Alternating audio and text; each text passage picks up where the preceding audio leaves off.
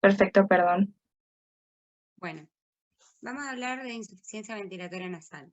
Pues necesito que esto sea ágil. Cuando terminamos, hacemos consultas, vemos otras cuestiones, ¿sí? Bueno, por definición, la insuficiencia ventilatoria nasal es un cuadro que está ocasionado por la dificultad del pasaje de aire a través de la nariz, o sea, de las fosas nasales. Nosotros respiramos por el piso de la fosa nasal, ¿sí? También se define como el incompleto acondicionamiento de este que provoca una hematosis inadecuada. La nariz sirve para calentar, humedecer y filtrar el aire. Si no entra en esas condiciones, obviamente que es un aire de mala calidad. Clasifica en insuficiencia cualitativa o cuantitativas. Estas pueden ser las cualitativas intrínsecas o extrínsecas y las cuantitativas de causas orgánicas o de causas funcionales. Con respecto a las cualitativas extrínsecas, vieron que yo les dije que la nariz tenía sus funciones que cumplir, que la boca no las cumple. Obviamente que si yo abro la boca y respiro por la boca, también puedo respirar, pero no quiere decir que esté ventilando un aire de buena calidad, ¿sí? En las extrínsecas cualitativas está afectado el acondicionamiento del aire que inspiro, ¿sí? A la temperatura entre -8 y +40, en la humedad inferior a 30 o con contaminación ambiental. En las intrínsecas están determinadas por insuficiencia mucociliar, ¿sí? Y por una alteración en el ciclo de ventilación nasal, que esto es lo que va a impedir el acondicionamiento del aire. Como por ejemplo, Nerina, tenés que ir admitiendo a los chicos que se van agregando. ¿Vos podés? Sí, sí, ahí ya estoy Ok, admitiendo. estate atenta a eso también. Dale. Bueno, entonces las intrínsecas tenemos las congénitas, como la mucoviscidosis o el Cartagener, las alergias, las distonías neurovegetativas y enfermedades metabólicas. Las orgánicas, ¿sí? Tenemos alteración de la pirámide nasal. La pirámide es lo que ven, chicos, que está constituido por huesos paranasales, por los cartílagos triangulares y por los cartílagos alares y los sesamoideos. Esto es pirámide. Si yo la pirámide, que es así, la saco, veo lo que es intranasal, que tenemos tabique, que está constituido por el cartílago. Si yo lo veo en un corte en el costado, voy a ver cartílago cuadrangular y atrás articula la lámina perpendicular de etmoides. Puedo encontrar patologías de este tabique, que pueden ser óseas, cartilaginosas o osteocartilaginosas, tumores, pólipos rinosinusales, hipertrofia de la mucosa de los cornetes, ¿sí? Cuerpos extraños y sinequias también. En las alteraciones rinofaringias puedo tener un aumento de la amígdala de Luschka, que es la adenoides, una adenoiditis, una hipertrofia adenoidea, ¿sí? Pólipos de coanas, tumores de rinofaringe, atresia de las coanas o estenosis faringea. Con respecto a las funcionales, está determinada por la hipertrofia que va a ser reversible de los cornetes, ¿sí? Y esta va a tener distintas causas. Pueden ser rinosinusopatías inflamatorias o rinosinusopatías no inflamatorias, colinérgicas, reflexógenas o medicamentosas. También lo podemos clasificar, chicos, según la edad. Según la edad vamos a tener lactantes, infancia y adolescencia o adultez. En los lactantes vamos a tener malformaciones y rinitis, que pueden ser de tipo específica o inespecífica. En la infancia lo más frecuente, bueno, son los cuerpos extraños en conjunto con las hipertrofias de adenoides o la hipertrofia de los cornetes, ¿sí? Que puede ser por rinosinusopatías, por rinosinusitis o alergias. Y en la adolescencia o en la adultez, ¿sí? Van a compartir estas dos: traumatismos muy frecuentes, deformaciones de tabique por distintas fuerzas en el crecimiento del tabique o también pueden ser por traumatismos. Hipertrofia de los cornetes, de la mucosa, alergias, pólipos y tumores que pueden ser benignos o malignos. Con respecto a las manifestaciones clínicas vamos a tener cuantitativas y cualitativas. Las cuantitativas va a ser la dificultad de respirar para respirar por la nariz. Y el paciente va a estar con la boca abierta, va a hacer inspiraciones bruscas, profundas, cortas, va a tener sequedad de la garganta, ventilación ruidosa, disosmia, hipogeusia y rinolalia cerrada. Las cualitativas es la incapacidad de realizar una actividad física forzada, con fatiga, taquicardia, taquipnea y calambre, ¿sí? Entonces, esta frase engloba todo. Recordar que la insuficiencia ventilatoria nasal puede ser uni o bilateral, parcial o total, brusca o progresiva, transitoria o permanente. El diagnóstico, como toda patología, se va a basar en la anamnesis y en los estudios complementarios con placas, rinodébitos, ¿sí? Se pueden hacer videoendoscopía nasal y estudios de imágenes. Si yo digo una insuficiencia ventilatoria nasal, Adela, una insuficiencia ventilatoria nasal unilateral, ¿qué se te ocurre?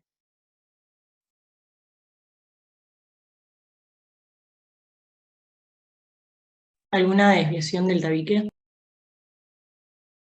Las desviaciones del tabique por lo general van a llevar a una hipertrofia contralateral del cornete y va a terminar siendo una insuficiencia ventilatoria bilateral. Cuerpo extraño, profe. ¿Qué otra se les ocurre? Cuerpo Un extraño, tumor, comparaciones. Un tumor. un cuerpo extraño, una atrofia de Cohen unilateral, ¿sí? Pero cuando yo les digo esta frase engloba todo, fíjense, si yo digo, por ejemplo, una insuficiencia ventilatoria progresiva, ¿qué se les ocurre? Pólipo nasal, Un pólipo nasal, una rinosinusitis, un cuadro de vía aérea superior que haga una inflamación, una alergia, ¿sí? Si yo les digo permanente,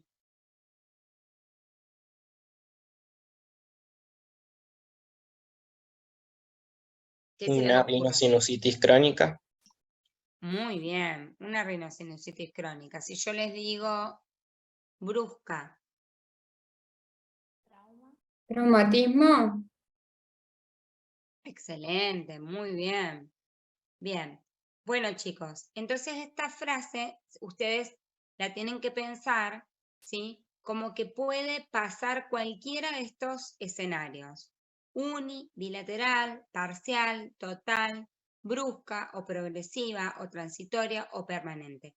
Depende de la etiología de la que estemos hablando, ¿sí? Bueno, vamos a desglosar un poquito esto. Una insuficiencia ventilatoria nasal de causa orgánica con alteración de la pirámide nasal. Acá este paciente tiene la nariz clásica de silla de montar, fíjense que el problema está en los cartílagos triangulares. Cuando yo les hablé, les dije que acá arriba, a ver, ustedes pueden ver mi flechita. Estos son los huesos propios de la nariz. Y acá estarían los cartílagos triangulares. Estarían porque no están, ¿sí? Y acá estos son los alares. Bien. Esto produce una microrriña con una estrechez del puente nasal y un hundimiento del cartílago triangular con imperforación o con oclusión de las narinas. Obviamente el tratamiento va a ser quirúrgico y lo vamos a diagnosticar semiológicamente y con estudio de tomografía axial computada. Esta es una consulta muy frecuente, la insuficiencia valvular, el colapso de las alas de la nariz, ¿sí? Cuando inspiramos, en una inspiración. Y la etiología de esto es la hipoplasia de los elementos condromusculares, ¿sí? Que puede ser iatrogénica también o puede ser postquirúrgica. La clínica que nos va a dar es una insuficiencia ventilatoria nasal y el diagnóstico, obviamente que también volvemos a lo mismo, el examen semiológico, ¿sí? Y estudios. El tratamiento también es quirúrgico, lógicamente se hace un turning up para poder darle tensión a los cartílagos de la nariz, alares. Bueno, en este caso, si ustedes ven en esta foto, ¿qué les llama la atención? ¿La nariz está en línea media, está centrada? Está como desviada a la izquierda. No. Hay una laterorriña, ¿cierto? Hay un desplazamiento. Está fuera de eje, ¿no es cierto? Entonces, Las fracturas de los huesos propios de la nariz, si ustedes lo palpan, van a tocar que crepita la nariz, se van a dar cuenta y puede haber un desplazamiento en las bilaterales y en las unilaterales sin desplazamiento. Y también puede haber mixtas que afecten tanto la pirámide como el tabique. Con respecto a la clínica, lógicamente el antecedente del traumatismo nasal, el dolor a la palpación, a la presión, epistaxis, siempre sangrado y obstrucción o deformidad de la pirámide nasal. El diagnóstico lo vamos a hacer con el antecedente, con la inspección y palpación, rinoscopía anterior, levantando la punta nasal, ¿sí? Y pueden ver el tabique que puede estar descalzado, puede estar desplazado, ¿sí? Estudios complementarios de placa y tomografía si hay compromiso de la órbita, ¿sí? Del maxilar o de la órbita, le pedimos un TAC. Tratamiento hielo local, analgesia y la reducción de esta fractura se debe hacer antes de los 7 días, ¿sí? Con respecto a los traumatismos, siempre tenemos que tener en cuenta de descartar que no haya un hematoma de tabique. Chicos, esto es sumamente importante. Ante un traumatismo nasal, lo primero que ustedes deben descartar es, levantando la punta nasal, mirar que no haya una colección entre el cartílago cuadrangular y el mucoperiósteo de sangre, que puede ser unio o bilateral.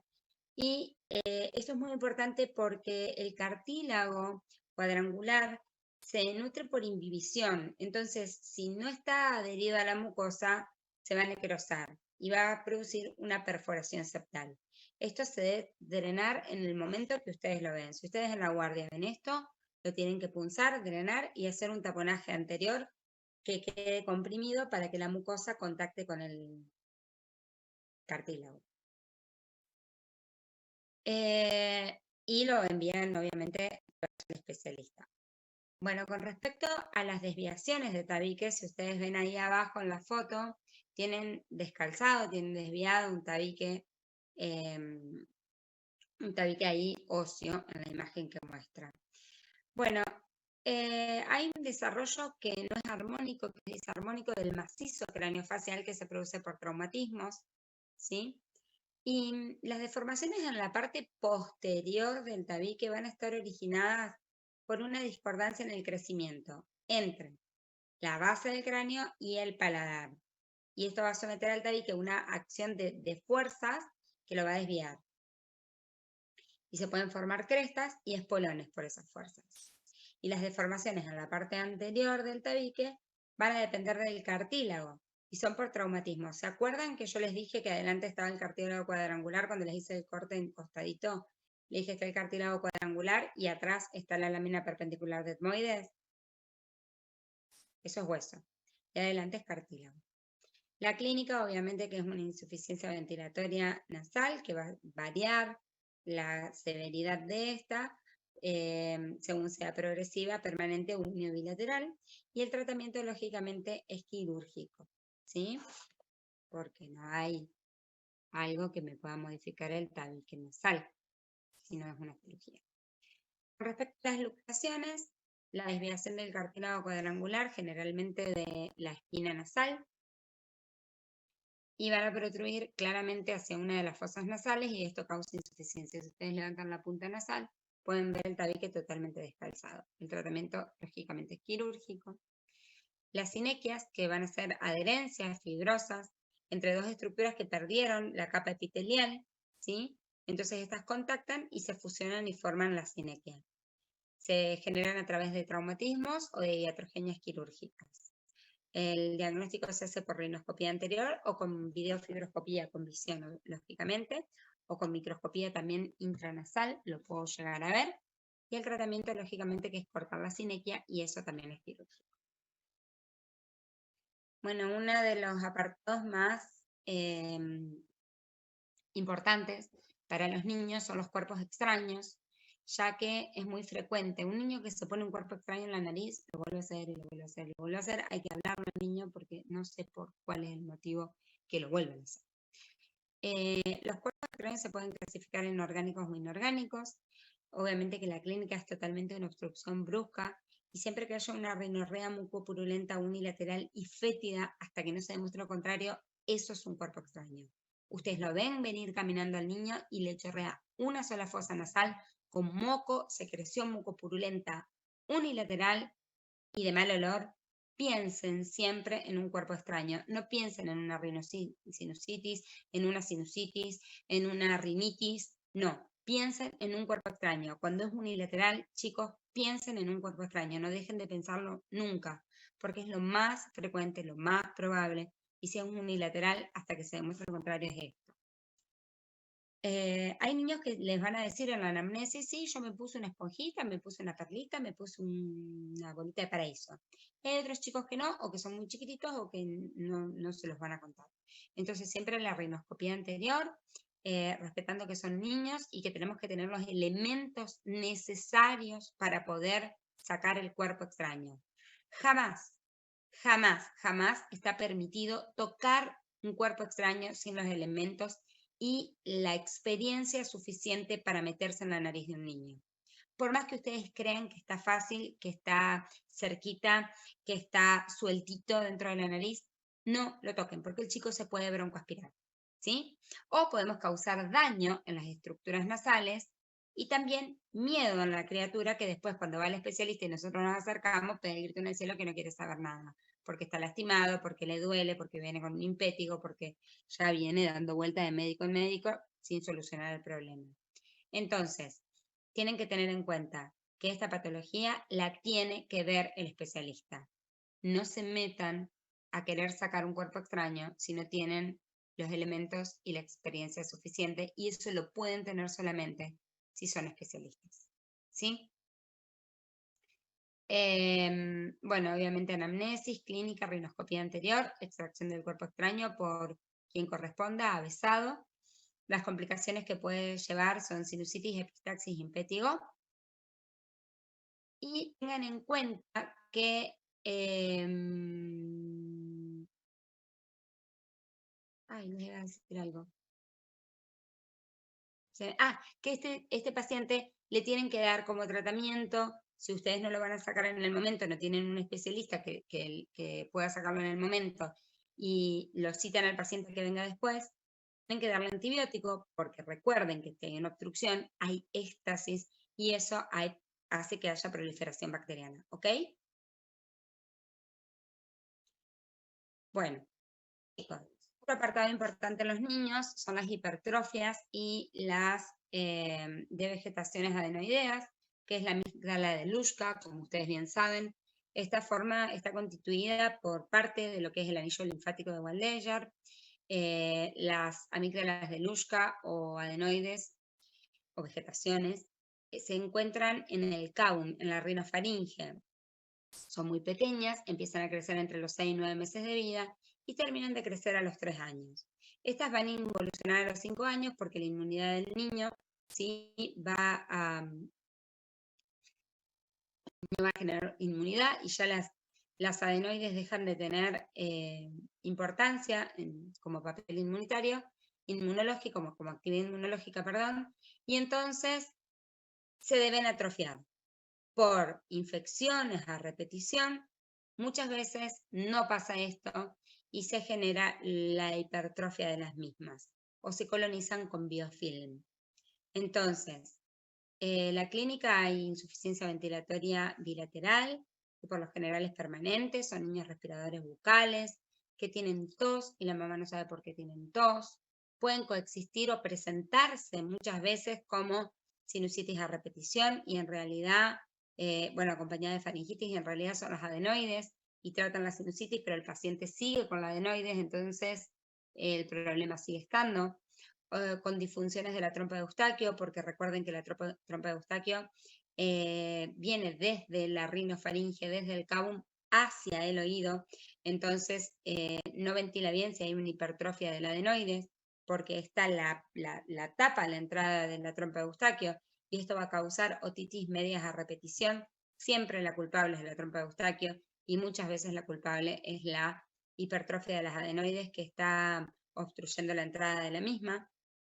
Otitis medias secretoras, irritaciones e infecciones del árbol bronquial, que son tratadas como cuadro de vía aérea superior y no es tratada la causa base, que es la adenoides y la hipertrofia o el biofilm que tienen estas adenoides, y trastornos, obviamente, que nos van a traer trastornos en el desarrollo del macizo craneofacial.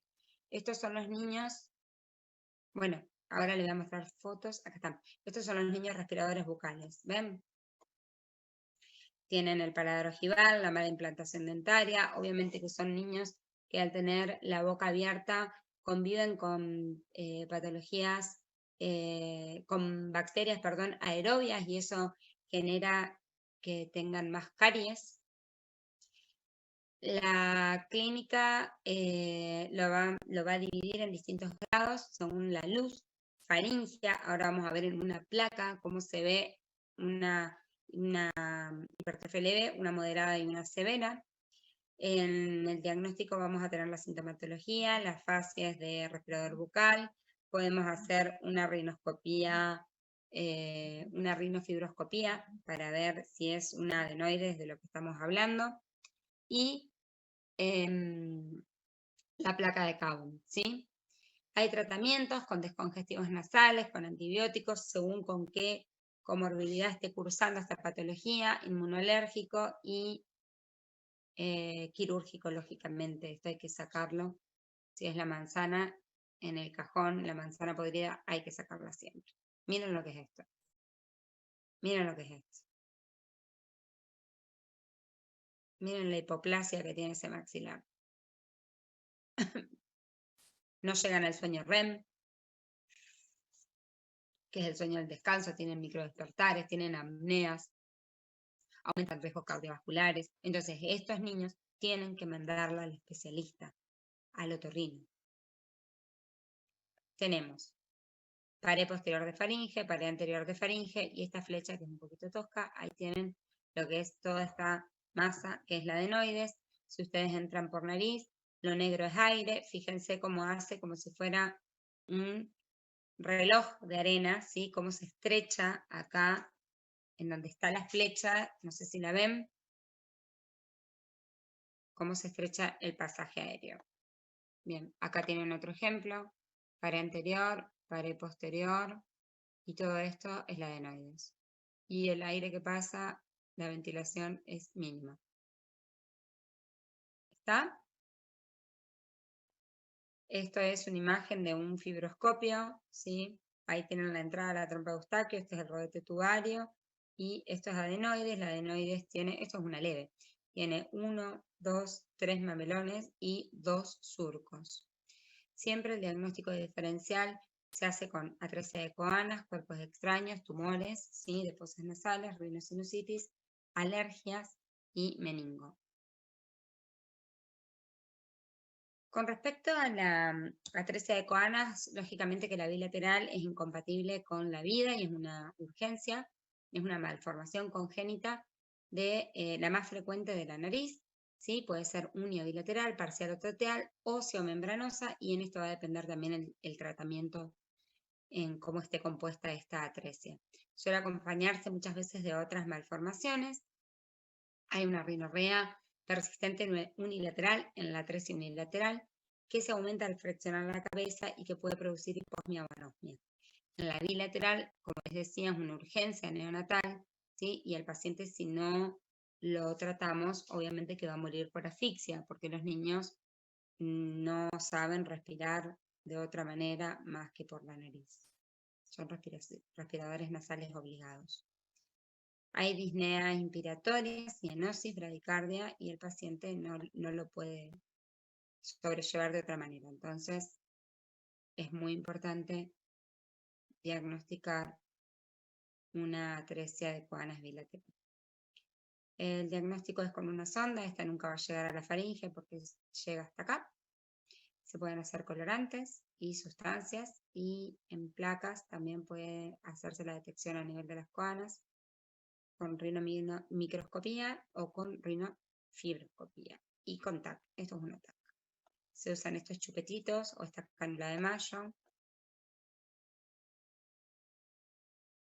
El diagnóstico diferencial, cuerpo extraño, tumor y meningo, malformaciones de laringe en las bilaterales, el tratamiento obviamente sintomático, que es la intubación en el momento, el chupete de McGovern, que es el que les mostraba, adecuada nutrición con sonda los primeros días y control permanente de la saturación de oxígeno y de dióxido de equilibrio ácido-base. El tratamiento definitivo, lógicamente, que va a ser la perforación con un trocar o con un tubo tutor en estas atresias, o microcirugía nasal con ablación de la atresia, según si estamos hablando de una membranosa o cartilaginosa u ósea. Bien, chicos, esto es la clase de insuficiencia ventilatoria nasal. ¿Alguna duda con respecto a esta clase?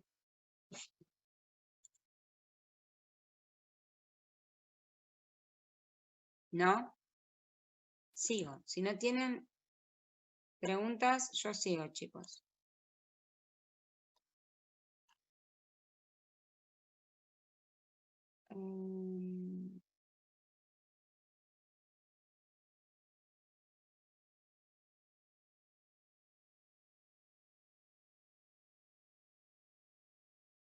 Bueno, a ver.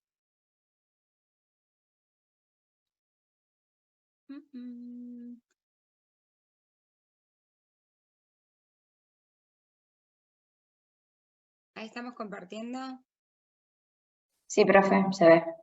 Ok, bien.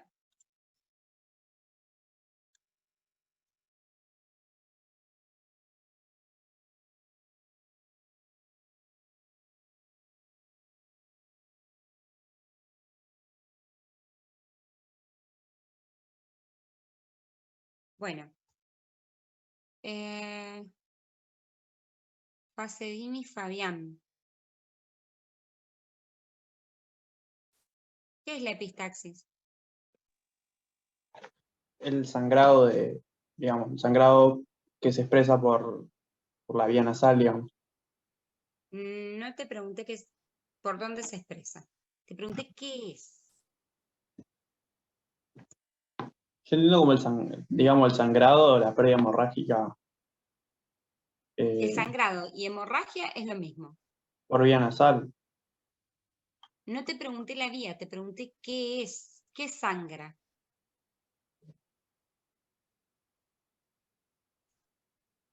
Y dependería digamos, de cuál es el origen. No. ¿Qué sangra? Eso te estoy preguntando. Para saber la definición tengo que saber qué sangra. ¿Es el sangrado de qué? Vasos sanguíneos.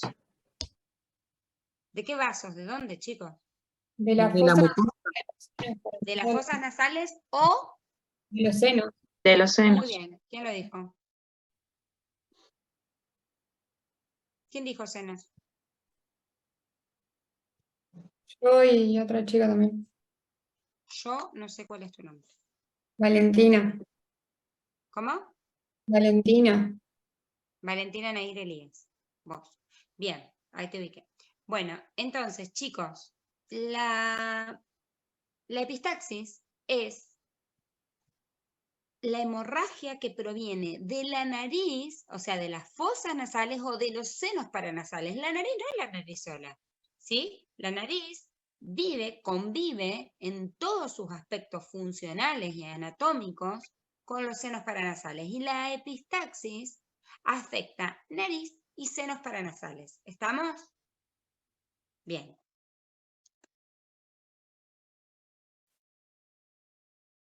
Bueno, entonces, yo ya sé cuál es la definición. Bueno, para hablar de nariz y senos paranasales y epistaxis, no me deja correr. Ay, estoy con la pantalla tildada, perdón. Ahí.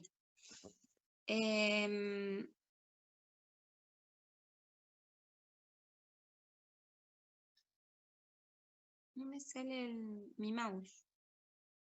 Ahí está. Ahí está. Bien. Bueno, ya sabemos eso. Tenemos que recuperar contenido de anatomía. La irrigación de las fosas nasales tiene dos grandes sistemas, chicos, el carótido externo e interno. La carótida externa, ¿sí? Tiene como rama la maxilar interna, ¿sí? Y esta maxilar interna tiene una rama terminal que es la arteria esfenopalatina y tiene 14 colaterales, ¿sí? Como terminal de la maxilar interna vamos a tener a esta esfenopalatina que hablábamos. Bien, esta rama terminal se divide en 2 ramas. Estas ramas van a entrar por la fosa nasal y van a pasar por el agujero fenopalatino. Y se va a dividir en 2 ramas, ¿sí? En la nasal posterior o externa y en la nasoseptal interna.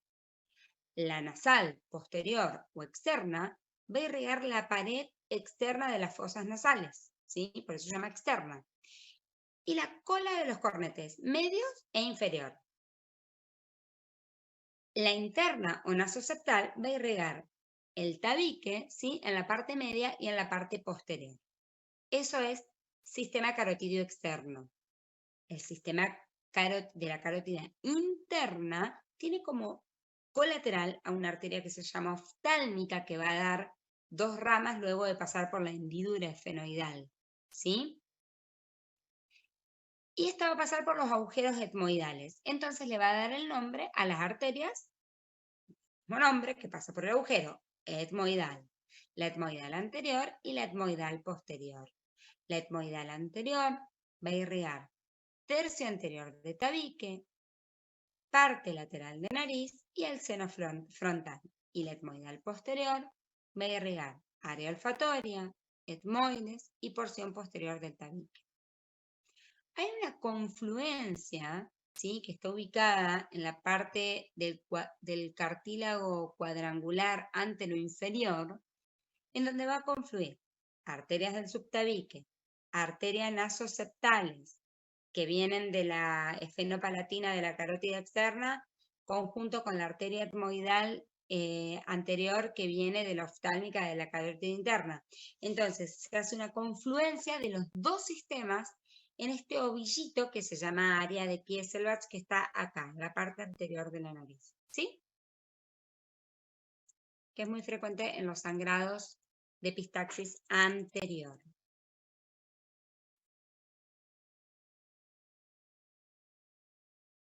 Bien. Esto es recuperar contenido. Ahí tienen el área de Kieselbach. Es esta. Acá vienen las arterias etmoidales y acá atrás está la esfenopalatina. ¿Estamos? Las epistaxis se van a clasificar según su etiología, según su localización, según su frecuencia y la repercusión en general. Tiene desencadenantes locales, como traumáticos, inflamatorios, cuerpos extraños, vasodilatación, tumores, y úlceras, epistaxis postquirúrgicas, y enfermedades específicas como sífilis, lepra, micosis, rinoscleroma, leishmaniasis. Bueno, tengo este cuadro que me molesta acá. Bien.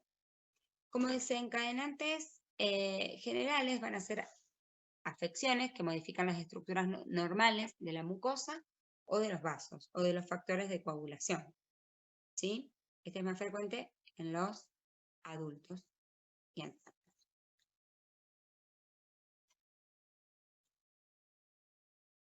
Enfermedades febriles, HTA, vasculopatías, arteriosclerosis, el Rendu, Osler, Weber o telangiectasias hemorrágicas hereditarias.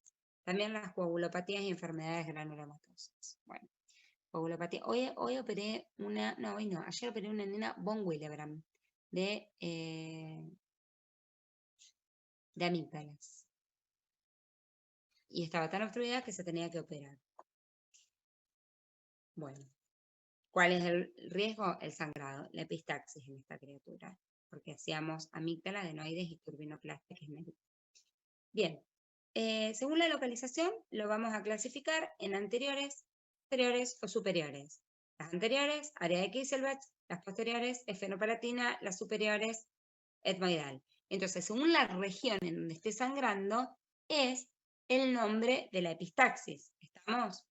En las epistaxis anteriores, por lo general lo vamos a ver en niños y adolescentes, no tienen compromiso de estado general, son de poca intensidad y se den muchas veces espontáneamente sin intervenir.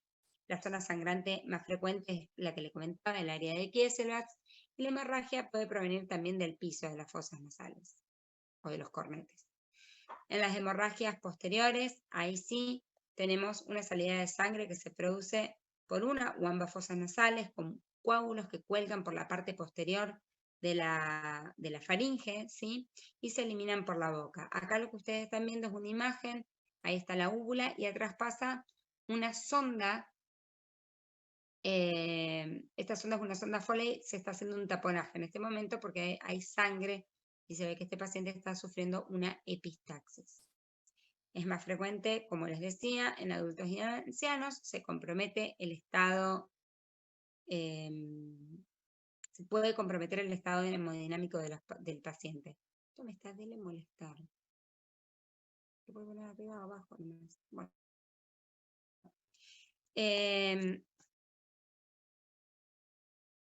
Profe, una ¿dónde me quedé? pregunta. Perdón. ¿Hay alguna etiología que se asocie más a la anterior, posterior o superior? ¿O todas las etiologías son iguales para las tres? No. Por eso las dividimos. O sea, obviamente que no va a ser la misma causa de un niño que está en la pileta, que entra y sale a un aire acondicionado y que hace una vasoconstricción y una vasodilatación cuando sale al sol, que en un anciano que tiene HTA. Es lo primero que nombramos en las primeras filminas. ¿Está? Bien.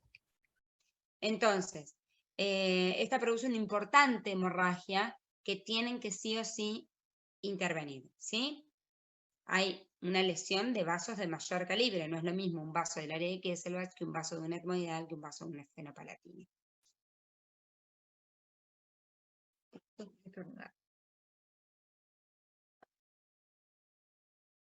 Las epistaxis superiores se corresponden al territorio de las etmoidales anteriores y tengan en cuenta que se comportan de la misma manera que una epistaxis posterior en lo que respecta a la sintomatología. Y estas son más frecuentes en adultos jóvenes.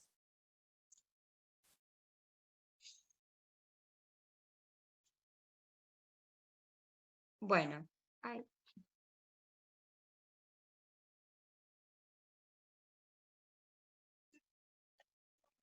ver, espérenme un segundito que tengo una consulta.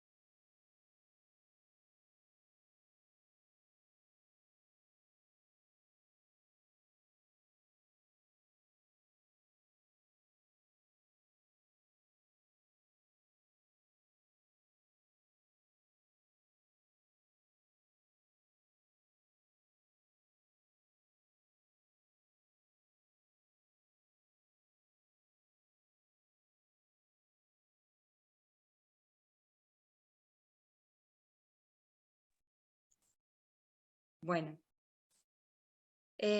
chicos,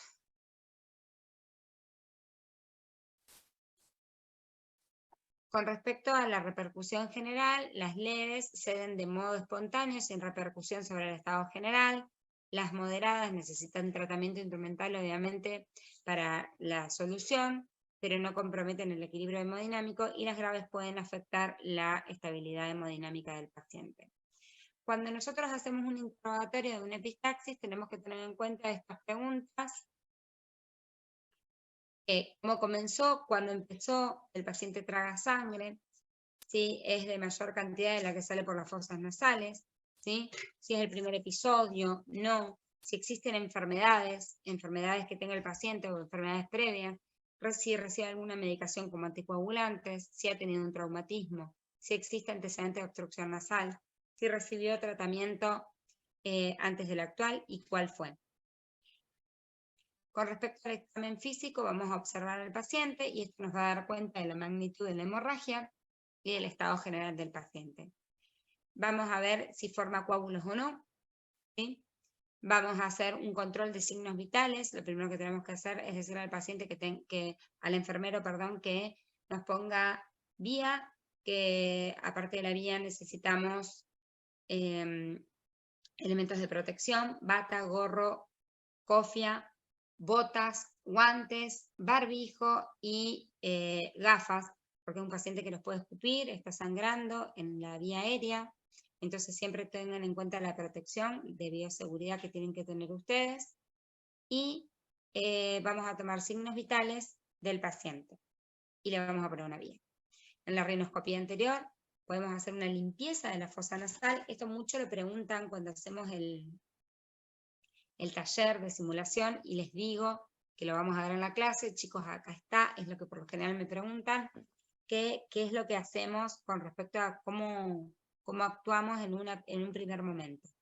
Entonces vamos a pedirle al paciente que se suene la nariz, después podemos limpiar la fosa nasal, ¿sí? Que lo podemos hacer con un algodoncito, con lidocaína, también puede tener una sustancia vasoconstrictora, como por ejemplo la adrenalina, ¿sí? Esperamos 5 a 10 minutos, lo hacemos escupir al paciente, cada gárgara con agua helada, y vamos a ver coágulos que cuelgan por la parte posterior, según una epistaxis posterior, ¿sí? En la epistaxis anterior, con el simple hecho de sonarle la nariz y poner un poquito de adrenalina, frenó, ¿está? Si nosotros vemos, cuando sacamos los algodones, que viene del techo de las fosas nasales, vamos a pensar en una lesión de una epistaxis superior que es correspondiente a una arteria etmoidal. Si viene detrás o del piso, vamos a sospechar una lesión de la efenopalatina.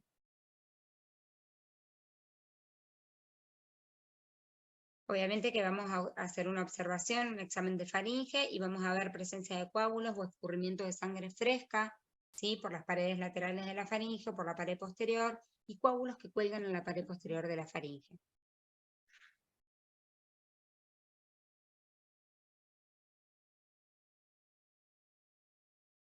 Bien.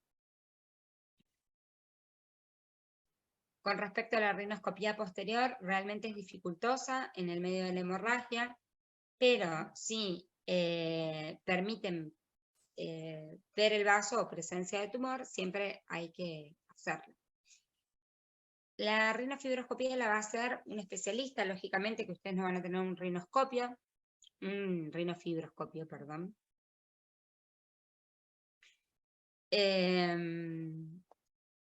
Sí, en el caso que lo viera un especialista, obviamente que con la fibroscopía uno puede ver la lesión que está sangrando y la puede cauterizar.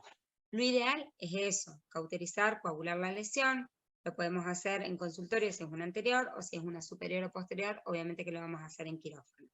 Le podemos pedir estudios de imágenes, están indicados básicamente en las epistaxis que son recurrentes, ¿sí? Vamos a pedir RX de perfil nasofaringeo, que es el CAUM, para buscar sospecha de tumores, RX de senos paranasales, TAC de cortes axiales coronales y sagitales, ¿sí? Cuando sospecho una patología tumoral, o una angiografía ante la sospecha de un aneurisma. Lo vamos a diagnosticar ¿de quién? De una hemoptisis, de una hematemesis por reflujo, que puede eliminar sangre a través de las fosas nasales. Y con respecto a la evolución y pronóstico, es tan amplio porque depende de la etiología, depende de la magnitud, de la frecuencia, de la repercusión general de nuestro paciente. Siempre guarda relación directa todo esto con el tratamiento y la eficacia del mismo. En la epistaxis anterior, que es en el área de Kieselbach, siempre la evolución es favorable y tiene buen pronóstico, salvo en patologías como de Renduosler-Weber, en donde la evolución puede ser tórpida y de mal pronóstico. En las epistaxis posteriores, esta patología puede ser rápida y en pocas horas nos puede llevar a anemia, shock hipovolémico. Entonces, es un paciente que puede llevarlo a la muerte si no actuamos, ¿sí? Esta patología. Obviamente que el tratamiento médico, cualquiera sea el tipo de epistaxis, siempre está dirigido a lo mismo, a corregir las causas generales que provocan el sangrado y restablecer el equilibrio hemodinámico. Tenemos un tratamiento inmediato y un tratamiento inmediato. El tratamiento inmediato va a estar destinado a restablecer la hemodinamia normal y la volemia, y se va a basar en clínica y laboratorio, básicamente en el hematocrito, y el inmediato va a estar dirigido a controlar la enfermedad que originó la epistaxis con el médico especialista, ¿sí? Entonces, esta patología nosotros la tratamos en general cuando es una epistaxis posterior, en conjunto con los médicos clínicos porque el paciente queda internado. En las epistaxis anteriores se pueden hacer cauterización con sustancias químicas. Ahí tienen el área de Kieselberg, se la está marcando al cartílago cuadrangular. Eso es lámina perpendicular de etmoides, esto es hueso nasal. Y acá en consultorio, ¿cómo lo estaría haciendo la técnica? No es algo que se haga mucho, se usa más la cauterización con galvano cauterio. Si yo veo el vaso sangrante, que lo puedo ver con un fibroscopio en consultorio y lo topico un poquito de lidocaína, lo puedo cauterizar tranquilamente. Se hace un toquecito en el vaso y se cauteriza, es muy sencillo. En el taponaje anterior, que es lo que ustedes van a aprender a hacer en el simulador, que todos tienen que aprender a hacerlo, es muy sencillo, ya que lo pueden hacer en cualquier guardia con muy pocos elementos, ¿sí? Si no tienen la posibilidad de cauterizar obviamente el vaso, porque están en una guardia y porque no son especialistas, bloquean el tercio anterior de la fosa nasal y con eso es suficiente. Se hace con gasas vaselinadas y siempre el objetivo es que sea compresivo, ¿sí? Esto va a causar un mecanismo hemostático y lo vamos a dejar entre 48 y 72 horas y siempre le vamos a poner antibiótico. Con respecto a la técnica, ustedes pueden ver que primero llena el piso, luego la pared posterior y luego se va hacia la parte superior de la fosa nasal. Esta es la técnica, ¿sí? La pueden leer. Estos son los elementos que se usan para hacer el taponaje. Cuando vayan al simulador lo vamos a charlar a la técnica. Esto lo charlamos en simulación. Y las epistaxis posteriores, bueno, se pueden infiltrar, se hace el taponamiento antero-posterior, anestesia, la fosa nasal, se le pone un algodoncito con lidocaína, le pedimos al paciente que se suene la nariz, que escupa, que haga las gárgaras, como hablábamos hoy, que largue los coágulos, un algodoncito con lidocaína, con adrenalina, lo saco y después procedo a hacer primero el taponaje posterior con la sonda Foley, inflo el balón, lo impacto en la parte posterior de la faringe, como les mostraba acá, el balón queda acá, ¿sí? Y la sonda sale por acá, y arriba se hace el taponaje anterior. Entonces, un taponaje antero-posterior. Entonces, este es un taponaje con doble balón, que acá en las guardias no lo van a conseguir, no hay, somos pobres chicos. Vamos a seguir siendo pobres, parece, pero bueno. Entonces, esta es la sonda Foley, ¿sí? Este es un doble balón, perdón. Esta es la sonda Foley, la que está acá. Y a la sonda Foley, que en realidad es de vejiga, ustedes le tienen que hacer acá un taponaje anterior. Esto sería ideal. Una sonda y otra con un balón y un segundo balón. Ahí están viendo la técnica. Esto lo vamos a hacer en simulación. El taponaje lo deja 5 días, aproximadamente a las 48 horas lo pueden desinflar. Siempre que tengan un especialista a mano, siempre que haya internado al paciente, vamos a buscar cuál es la causa que lo llevó al paciente a sangrar. Lo vamos a dejar con antibiótico terapia, ¿sí? Porque esto puede llegar a complicaciones, ¿sí? Como sinusitis, otitis, celulitis orbitaria y poco aumento del CO2 por la presencia del tapón, ¿sí? Entonces, podemos indicar también un procedimiento quirúrgico para resolución del problema en aquellos pacientes que tengan epistaxis recurrentes o epistaxis grave. O en el fracaso del taponamiento, lo entramos a quirófano y lo cauterizamos. Si tienen un especialista, siempre va a preferir esto. Hay distintas técnicas, se puede hacer por electrocoagulación, ¿sí? De las ramas terminales, de las arterias de fenopalatina, electrocoagulación del vaso sangrante con micro o con endo, electrocoagulación de la etmoidal en el caso que sea una superior, ligadura de la maxila interna, ¿sí? O de sus ramas terminales en la fosa pterygomaxilar, ligadura de la etmoidal anterior, ligadura de la carótida, bueno, ya esto se practica cuando la epistaxis es ocasionada por un tumor de macizo craneofacial o bien cuando es secundaria un traumatismo del tercio medio de la cara. Bueno chicos, los esperamos en el centro de simulación, a los que todavía no hayan pasado, y los que han pasado, espero que les haya servido. Los que pasaron saben todos que a mí me gusta que absolutamente todos hagan la simulación, y les insisto muchísimo con que todos aprendan y me pregunten y lo hagan a la técnica, porque esa es la idea de tener los simuladores. Cuando empezamos la clase, hubo una alumna que me interrumpió preguntando sobre una clase que fue suspendida, creo que fue Agustina Barreiro, ¿puede ser? Sí, profe, fui yo. Le pregunté por el Bueno, la taller. clase se va a reprogramar. Bien. Ok. La clase que viene, ¿quiénes son los que tienen